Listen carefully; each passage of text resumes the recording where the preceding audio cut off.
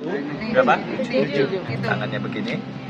Kita silang begini. Nah, sini ketemu LU 7. Kita juga bisa begini. Nah, berarti LU 7 dari pergelangan tangan bagian dalam 2 jari boleh atau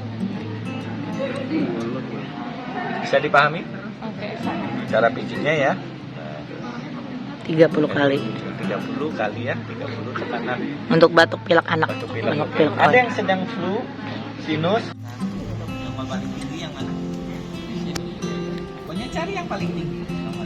Di situ lah titiknya. LI 4. Khusus besar 4.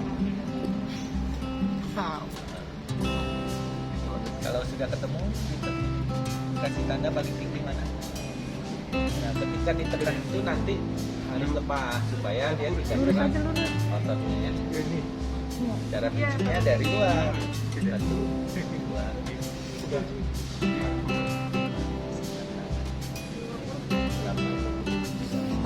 Kali maksimal 30. Kalau 10 ya sakit. Kayak kelinci yang kena ya. Iya. Nah, kalau dari dalam itu tidak berasa. Bandingkan dari dalam. Bandingkan dari sini ya. Dari dalam tidak berasa. Tekan ya.